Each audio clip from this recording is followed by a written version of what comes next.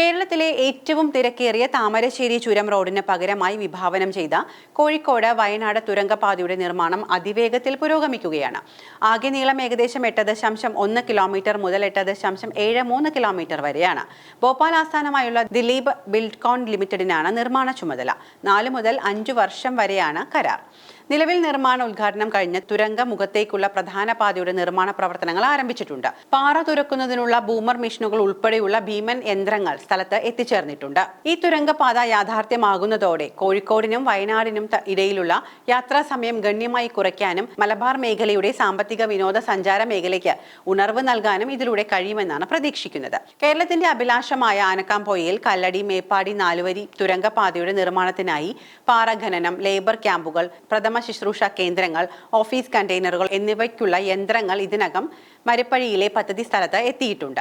ഇവിടെ പ്രാരംഭ ഘട്ട പ്രവർത്തനങ്ങൾ ആരംഭിച്ചു. 2134 കോടി രൂപ ചിലവ് കണക്കാക്കുന്ന ഈ തുരങ്കപാത സംസ്ഥാനത്തെ ഏറ്റവും വെല്ലുവിളി നിറഞ്ഞ കുന്നിൻ പ്രദേശങ്ങളിലൂടെ സുഗമമായ യാത്രാ അനുഭവം പ്രദാനം ചെയ്യാൻ ലക്ഷ്യമിടുന്നു. ഈ പാത പൂർത്തിയാകുമ്പോൾ താമരശ്ശേരി ചുരത്തിലെ നിലവിലുള്ള യാത്രാ പ്രശ്നങ്ങൾ വളരെയധികം ലഘൂകരിക്കുകയും എല്ലാ കാലാവസ്ഥയിലും സുരക്ഷിതവും സുഗമവുമായ പാത വാഗ്ദാനം ചെയ്യുകയും ചെയ്യുമെന്നാണ് പ്രതീക്ഷിക്കുന്നത്. തുരങ്കപാതയുടെ ഏറ്റവും പ്രധാനപ്പെട്ട നേട്ടങ്ങളിലൊന്നും ഇതുതന്നെയാണ്.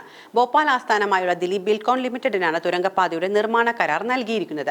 അതേസമയം മരപ്പഴിയിൽ ഇരുവഴിഞ്ഞി നദിക്ക് കുറുകെയുള്ള 4 വരി സ്റ്റീൽ ആർച്ച് പാലത്തിന്റെ കരാർ പുനിയ കൺസ്ട്രക്ഷൻസിനാണ്. കേരള ഇൻഫ്രാസ്ട്രക്ചർ ഇൻവെസ്റ്റ്മെന്റ് ഫണ്ട് അതായത് കിഫ്ബി ധനസഹായം നൽകുന്നു. നിലവിലെ ജോലികൾ തുടർന്നാൽ 4 വർഷങ്ങൾക്കുള്ളിൽ തുരങ്കം പൂർണ്ണമായും പൂർത്തിയാകുമെന്നാണ് പൊതുമരാമത്ത് വകുപ്പ് ഉദ്യോഗസ്ഥർ പറയുന്നത്. വയനാട് വശത്ത് 8.73 കിലോമീറ്റർ നീളമുള്ള 4 വരി തുരങ്കപാത നിർമ്മാണത്തിനാണ് പദ്ധതിയിൽ ഉൾപ്പെടുത്തിയിരിക്കുന്നത്. ഇത് മേപ്പാടി, കല്ലട, ചൂരൽമല റോഡുമായി ബന്ധിപ്പിക്കും. ജില്ലയിൽ ഇത് മുറിപ്പുഴ, മുത്തപ്പൻപുഴ, ആനക്കാംപൊയിൽ റൂട്ടുമായി ബന്ധിപ്പിക്കും. ഇന്ത്യയിലെ ഏറ്റവും നീളമേറിയ 3ാമത്തെ അടിപ്പാതയായി വിശേഷിപ്പിക്കപ്പെടുന്ന നിർദ്ദിഷ്ട തുരങ്കം പശ്ചിമഘട്ടത്തിലെ കുന്നുകൾക്കും വനങ്ങൾക്കും ഇടയിലൂടെ കടന്നുപോകും. ഈ തുരങ്കപാത ആനക്കാംപൊയ്ക്കും മേപ്പാടിക്കും ഇടയിലുള്ള ദൂരം 42 കിലോമീറ്ററിൽ നിന്ന് 20 കിലോമീറ്റർ വരെയായി കുറയ്ക്കും. കോഴിക്കോട്, വയനാട് ജില്ലകളിലായി 33 ഹെക്ടറോളം ഭൂമിയാണ് തുരങ്കപാതയ്ക്കായി ഏറ്റെടുത്തിരിക്കുന്നത്.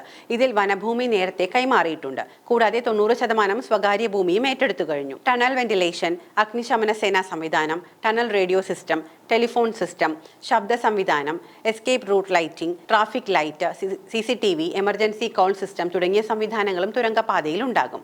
മാത്രമല്ല, തുരങ്കപാത മേഖലയിൽ മികച്ച സാമ്പത്തിക വളർച്ചയ്ക്കും വികസനത്തിനും വഴിയൊരുക്കുമെന്നും പ്രതീക്ഷിക്കുന്നുണ്ട്.